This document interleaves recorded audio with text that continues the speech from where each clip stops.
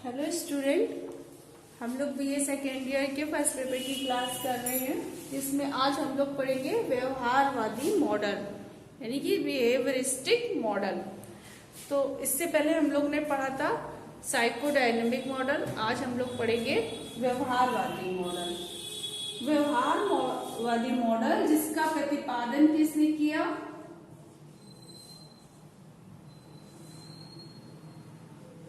Watson, जेबी Watson. जेबी Watson जो ये model प्रस्तुत किया, इसके प्रतिपादक हैं जेबी वॉटसन। ये व्यवहारवादी मनोवैज्ञानिक कहलाते हैं। व्यवहारवाद के जन्मदाता भी जेबी वॉटसन ही हैं, लेकिन कुछ अन्य मनोवैज्ञानिकों ने भी इसमें अपना सहयोग दिया। वो मनोवैज्ञानिक कौन थे? पावलोव, थॉर्नडाइक,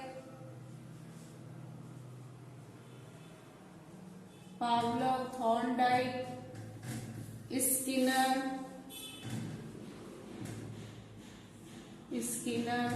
और बंडूरा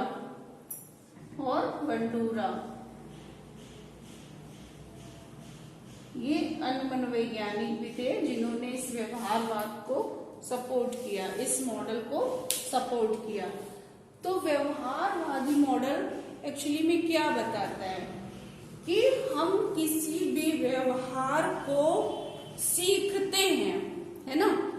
तो वो सीखना कुसमायोजित भी हो सकता है और समायोजित व्यवहार भी हो सकता है। तो जो अगर हम जब कभी किसी व्यवहार को गलत तरह से सीख लेते हैं तो वो कुसमायोजित व्यवहार का कारण बन जाता है। वो सीखना ही हमारा व्यवहार एबनॉर्मल कर देता है या मेंटली डिसऑर्डर्ड कर देता है। हम उस व्यवहार को गलत तरह से सीख लेते हैं। अब सीखना, इन्होंने लर्निंग के सारे एक्सपेरिमेंट किए थे, तो लर्निंग के द्वारा ही इन्होंने ये प्रूव किया कि हम किसी भी तरह के व्यवहार को सीख लेते हैं। जैसे कि पावलोव ने जब प्रयोग किया था तो अपने प्रयोग में डॉग को भूखा रखा और उसको भोजन दिया। तो पहले तो उनके प्रयोग में भोजन को देखकर डॉग के लार आई, सलाइवा आया, लेकिन आगे चलकर क्या हुआ कि वह डॉग को उन्होंने कंडीशनिंग जब करवा दी अपने प्रयोग में, ऐसा उन्होंने सिखा दिया कि सिर्फ बेल बजने पर ही उस डॉग के सलाइवा आना स्टार्ट हुआ। तो ये उन्होंने उसको सिखाया, लर्निंग करा दी इस तरह की कि बेल बजाने पर भी उसके सलाइवा आने लगा, जो कि अस्वाभाविक था। भोजन देखकर लार आना तो स्वाभाविक था, लेकिन बेल बजने पर लार आना अस्वाभाविक था। लेकिन ऐसा व्यवहार भी सिखाया जा सकता है और कोई सीख सकता है, ऐसा इन्होंने अपने प्रयोग में बताया। इसके अलावा स्किनर ने क्या बताया? स्किनर ने अपने प्रयोग में बताया कि रीइंफोर्समेंट, पॉजिटिव या निगेटिव रीइंफोर्समेंट किसी भी व्यवहार को सीखने में बहुत महत्वपूर्ण होता है। अगर किसी कार्य को करने पे हम उसको पॉजिटिव रीइंफोर्समेंट देते हैं तो वह व्यवहार रिपीट होने की संभावना अधिक रहती है, यानी कि उससे हम उस व्यवहार को बार बार करवा सकते हैं। किसी को हम पुनर्बलन जब देते हैं पॉजिटिव, तो उससे हम उस व्यवहार को बार बार कराना सिखा सकते हैं। और जबकि निगेटिव रीइंफोर्समेंट किसी भी व्यवहार को रोकने के लिए हम उसको जब निगेटिव रीइंफोर्समेंट देते हैं तो वैसा व्यवहार वो दोबारा नहीं करता है, क्योंकि दंड उस व्यवहार को करने से रोकता है। इसलिए स्किनर ने अपने प्रयोग में बताया कि गलत व्यवहार करने पर, इसके प्रयोग से यही तो प्रूफ हुआ कि गलत व्यवहार करने पर दंड देना भी आवश्यक है। तब दंड मिलने के कारण वह उसे व्यवहार को दोबारा नहीं करता, पुनः रिपीट नहीं करता। जबकि पुरस्कार के द्वारा हम अच्छा व्यवहार करवा सकते हैं और दंड के द्वारा हम कुसमायोजित व्यवहार को हटा भी सकते हैं। इसके अलावा बंडूरा ने जो प्रयोग अपना किया था, उन्होंने क्या अपने प्रयोग में किया था कि एक बोबो डॉल को, बच्चों ने एक फिल्म देखी बोबो डॉल को पुश करते हुए।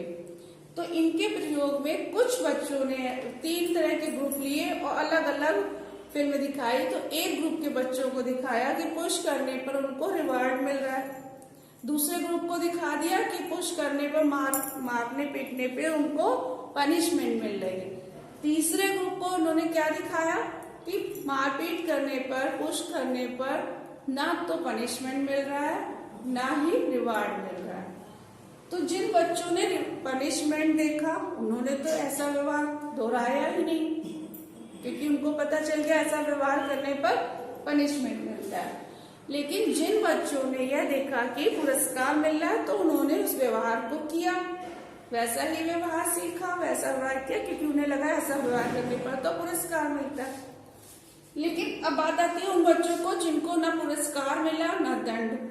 तो कभी कभी कुछ ना मिल के भी तो ऐसा हम लोग सोचते हैं कि बच्चे ने कुछ ना पुरस्कार दिया है ना दंड, तो कोई व्यवहार, कोई लर्निंग नहीं हुई। लेकिन ऐसा नहीं होता।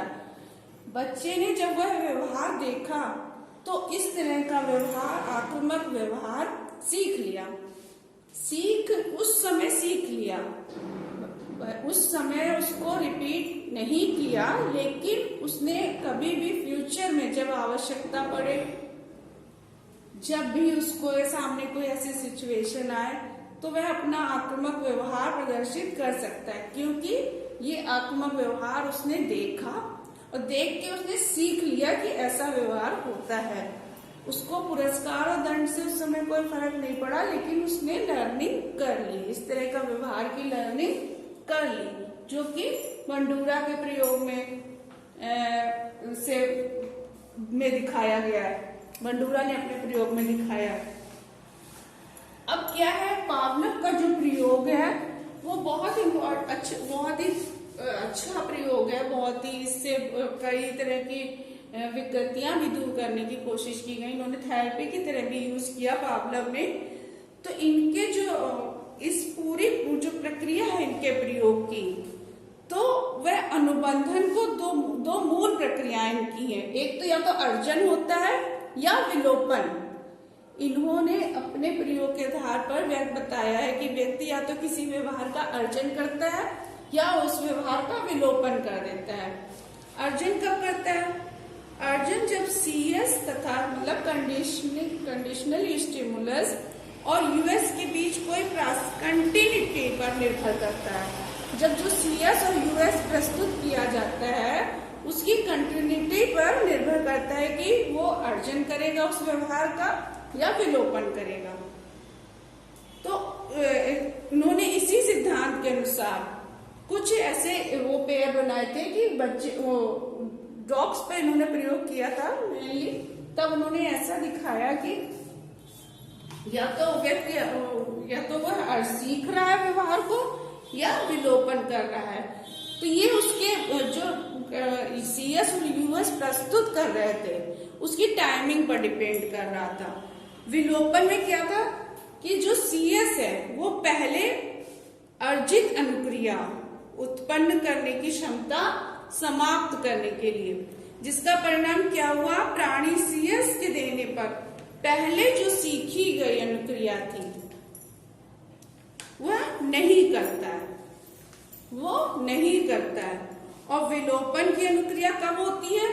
जब CS देने के पश्चात, जिस चीज को हम सिखाना चाह रहे हैं वो देने के पश्चात UCS नहीं दिया जाता है। जैसे उसको भोजन देने बेल बजी फिर उसको भोजन नहीं दिया जाए, तब ऐसी क्रिया का क्या हो जाएगा, विलोपन हो जाएगा। ठीक है, ऐसी फिर वो क्रिया स्टिमुलस उसको मिला ही नहीं। जब उसको भोजन काफी समय तक ऐसा होता रहा कि घंटी बजी और भोजन नहीं मिल रहा है, तो क्या होगा, कुछ समय बाद उसको विलोपन हो जाएगा। वो घंटी उस पर लाभ नहीं पाएगा, वो जान जाएगा कि ऐसा कुछ अब इसका कोई रिलेशन नहीं। लेकिन जब तक अगर उसको घंटी बजने पर भोजन मिलता रहेगा तब तक तो वह क्रिया वह अर्जित करता रहेगा। सीखता रहेगा तब तक उसके लार आती रहेगी, वह जान जाएगा घंटी बजी, लार बहना शुरू होगी, थोड़ी देर में तो भोजन आएगा ही। लेकिन अगर घंटी बजने के बाद उसको भोजन मिलना बंद कर दिया, तो कुछ टाइम तक नहीं दिया जाए, तो फिर उस क्रिया का विलोपन हो जाता है। विलोपन यानी कि वह क्रिया समाप्त हो जाती है।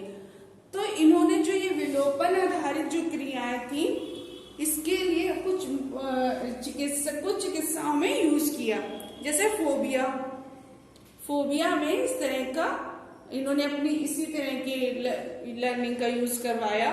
और चिंता विकृतियों के उपचार में, एंजाइटी के ट्रीटमेंट में और फोबिया के ट्रीटमेंट में इन्होंने इसी तरह के उपचार की विधि अपनाई।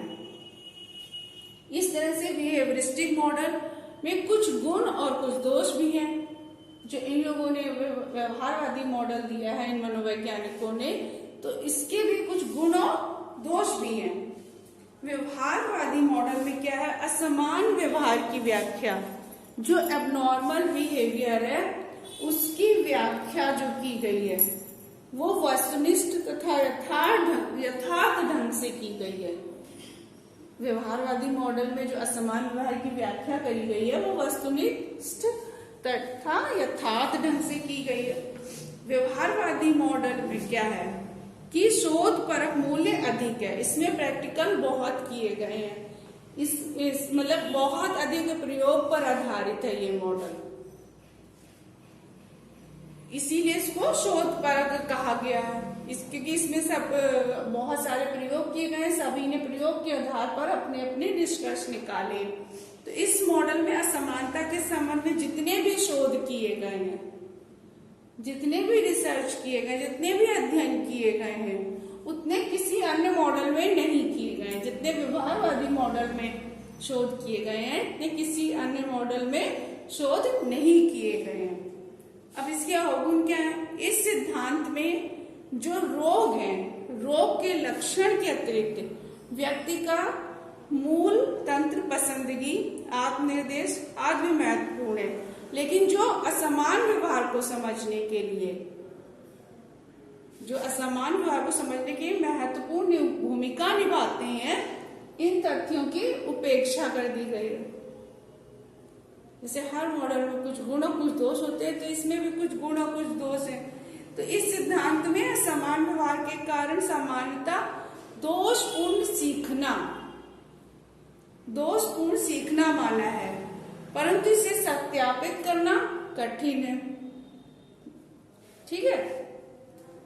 अब क्या है, इस सिद्धांत के अनुसार विषाद व्यक्ति में पुनर्वलन के कम मिलने से होता है। इनका मानना है, जैसे व्यवहारवादी मॉडल का, कि जो विषाद है वह पुनर्वलन कम मिलने के कारण होता है। लेकिन यह जरूरी नहीं है, ऐसा हर समय नहीं होता है कि पुनर्वलन ही मिले। रीइंफोर्समेंट, पॉजिटिव और नेगेटिव, हर कार्य पे, हर क्रिया पे रीइंफोर्समेंट मिले ही तो ही क्रिया होगी या तभी वो चीज कोई सीखेगा, ये आवश्यक भी नहीं है। ऐसा जो जब आलोचनाएं हुई हैं तब आलोचकों ने ऐसा माना है। तो इस तथ्य का अध्ययन करना भी कठिन है कि पुनर्वलन मिलने पर ही, हर बार पुनर्वलन मिल रहा है तो ही क्रिया हो रही, तो ही लर्निंग हो रही, नहीं तो उसमें कुछ समायोजित व्यवहार उत्पन्न हो रहा है। ठीक है। इसके साथ व्यवहारवादी मॉडल कंप्लीट। अब नेक्स्ट क्लास में नेक्स्ट मॉडल।